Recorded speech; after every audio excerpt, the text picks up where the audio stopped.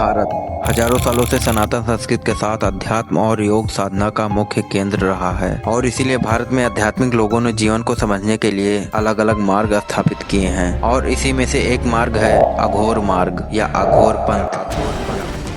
एक ऐसा संप्रदाय जो अपने आप में ही एक ऐसा रहस्य है जिसे समझने मात्र से ही इंसान अपने अंदर के किसी भी भेदभाव, घृणा, मोह, माया, वासना, यहाँ तक कि अपने शरीर से प्रेम को त्याग कर इन सब से परे हो जाता है और उसके लिए मोक्ष का द्वार हमेशा के लिए खुल जाता है।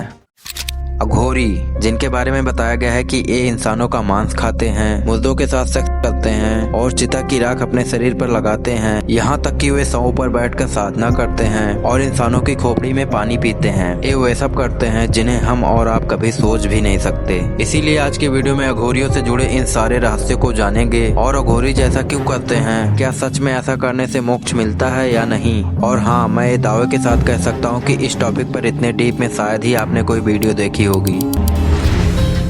बनारस, जिसे काशी या वाराणसी भी कहते हैं, जो कि 3000 साल से भी अधिक पुराना शहर है, जिसे भारत के सबसे पुराने शहरों में से एक माना जाता है और ये शहर सनातन संस्कृति का मुख्य केंद्र भी है। हिंदू ग्रंथों के अनुसार इस शहर को स्वयं भगवान शिव ने बसाया था। इस शहर में आपको काशी विश्वनाथ मंदिर के अलावा 2000 से भी ज्यादा छोटे बड़े मंदिर मिल जाएंगे और इसी के साथ आपको देखने को मिलेंगे अघोरी।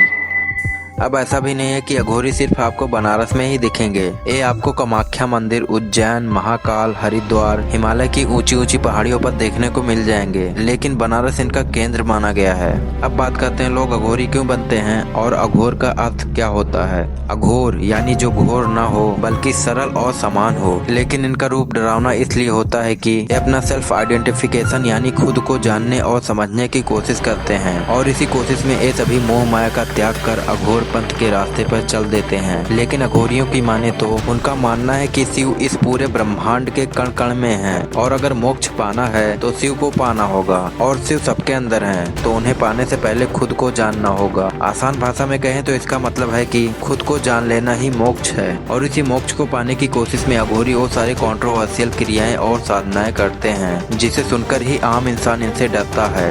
वैसे तो अघोरी भगवान शिव और माँ काली के अनेक रूपों की पूजा करते हैं, जिसमें भगवान शिव के 3 रूप काल भैरव, महाकाल और वीरभद्र और माँ काली के 3 रूप भैरवी, बंगलामुखी व धूमावती की पूजा करते हैं। माँ काली के ये तीनों रूपों को या भगवान शिव के इन तीनों रूपों को सबसे डरावना रूप माना गया है, जिन्हें तंत्र मंत्र का देवता भी कहा जाता है। इन सब के अलावा अवधूत भगवान दत्तात्रेय को अघोर शास्त्र का गुरु माना जाता है, जिन्होंने अघोरियों के मुख्य ग्रंथ अवधूत गीता को लिखा था।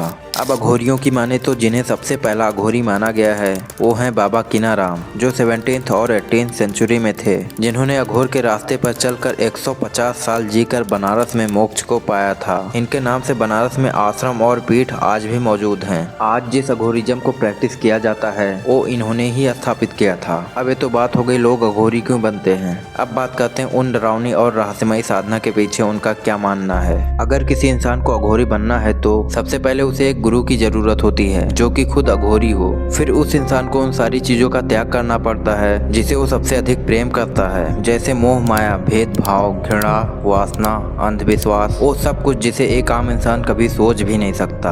अब बात करते हैं इनकी रहस्यमयी साधनाओं के बारे में। फर्स्ट, अघोरी शमशान घाट में रहकर अपने डर को खत्म कर देता है और भूत प्रेत जिनसे एक आम इंसान डरता है, अघोरी इनसे परे हो जाते हैं और शमशान घाट में साधना करने के दौरान इनको कोई डिस्टरबेंस नहीं होती। सेकेंड, अघोरी अपनी वासना को खत्म करने के लिए डेड बॉडीज के साथ सेक्स करते हैं, जिनसे उनकी वासना खत्म हो जाती है और वो मानते हैं कि अगर 100 के साथ शारीरिक क्रिया के दौरान भी मन ईश्वर की भक्ति में लगा है तो इससे बड़ी साधना क्या हो सकती है। थर्ड, अघोरी घृणा को खत्म करने के लिए खुद का मल मूत्र खाते हैं और बिना नहाए रहकर चिता की राख अपने शरीर पर लगाते हैं। ऐसा करके वे अपने शरीर से प्रेम को खत्म कर देते हैं।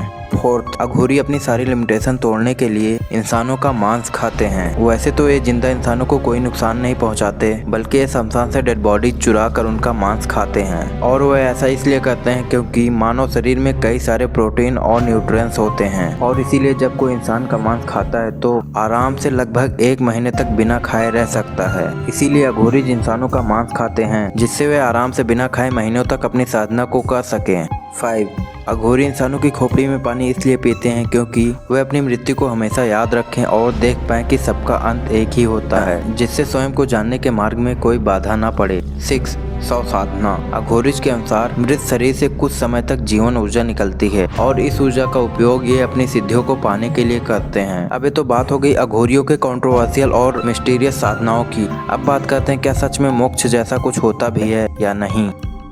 जीवन और मौत ये अभी भी एक बहुत बड़ा रहस्य है। इसका जवाब किसी के पास नहीं है कि मरने के बाद कुछ होता भी है या नहीं। इसी रहस्य को जानने के लिए या इसका जवाब ढूंढने के लिए अघोरिज ऐसी साधनाएं करते हैं। ऐसे बहुत से लोग हैं जिन्हें इन साधनाओं से ऐसे अनुभव हो चुके हैं जिससे वे मोक्ष को जानने और समझने की और ज्यादा कोशिश करते हैं और इसी में पूरी तरह लीन हो जाते हैं। तो शायद त्याग और साधना के अनुसार अघोरिज मोक्ष के सबसे ज्यादा करीब हैं। तो आज की इस वीडियो में बस इतना ही। अगर इस वीडियो का पार्ट 2 देखना है तो कमेंट में पार्ट 2 लिख देना। बाकी वीडियो अच्छी लगी हो तो वीडियो को लाइक कर देना, चैनल को भी सब्सक्राइब कर लेना। मिलते हैं नेक्स्ट वीडियो में।